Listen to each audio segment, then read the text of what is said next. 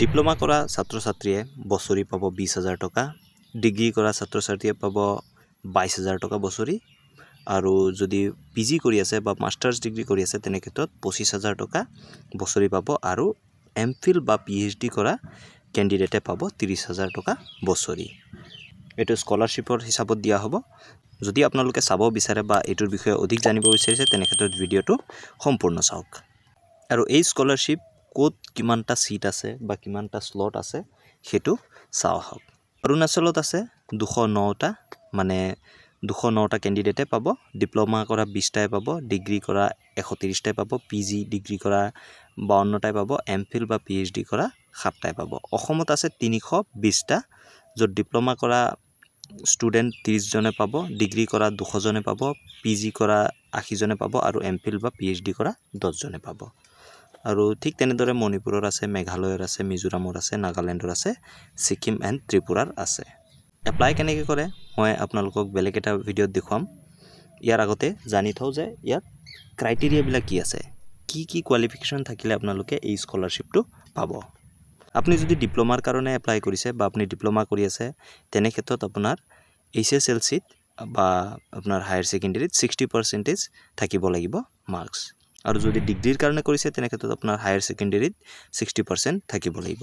আৰু যদি আপুনি পোষ্ট গ্ৰেজুৱেশ্যনৰ কাৰণে কৰিছে তেনে ক্ষেত্ৰত আপোনাৰ MBBS হওক বা BA BSc বা যিটো কোৰ্চ হয় আপুনি ডিগ্ৰী লেভেলত আপোনাৰ 60% থাকিব লাগিব। আৰু আপুনি যদি এমফিল বা PhD কৰি আছে আৰু আপুনি এই স্কলাৰশ্বিপৰ কাৰণে এপ্লাই কৰিছে তেনে ক্ষেত্ৰত আপোনাৰ পিজি কোৰ্চত বা পিজি ডিগ্ৰীত আপোনাৰ 60% থাকিব লাগিব। ফেমিলি ইনকাম আপোনাৰ 8 লাখৰ তলত হ'ব লাগিব। আৰু এই স্কলাৰশ্বিপটো দিব north eastern council, ministry of development of north east region, government of India, Shillong দিব। ডকুমেণ্টছ কি লাগিব সেইকেইটা কৈ আছোঁ।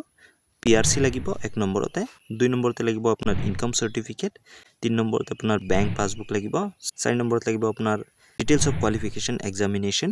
তো আপোনাৰ যি কোৱালিফাই কৰা যিকেইটা প্ৰমাণ আছে আপোনাৰ চাৰ্টিফিকেট হওক মাৰ্কশ্বিট হওক সেইকেইটা লাগিব।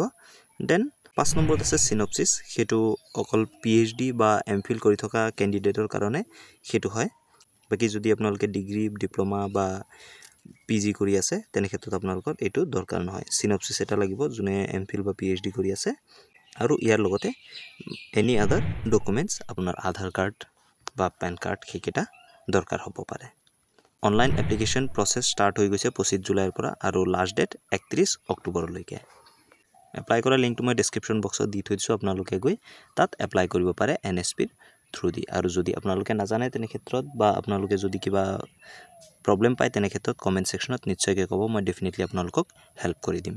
আৰু এই স্কলাৰশ্বিপটো হ'ল north eastern council merit scholarship, আৰু এই স্কলাৰশ্বিপটো 2024 আৰু 25 বৰ্ষৰ বাবে দিয়া হৈ আছে। তো যদি আপোনালোকে নাজানে বা আপোনালোকে এপ্লাই কৰা নাই এতিয়ালৈকে সোনকালে গৈ কৰি লওক আৰু এই বেনিফিটটো লাভ কৰক। ভৱিষ্যতে আৰু কিবা আপডেট পাবলৈ চেনেলটো ছাবস্ক্ৰাইব কৰি থ'ব। ভিডিঅ'টো ভাল লাগিলে লাইক এটা কৰি দিব, আপোনাৰ বন্ধু বান্ধৱী সকলোৰে লগত শ্বেয়াৰ কৰি দিয়ক। ধন্যবাদ। জয় অসম।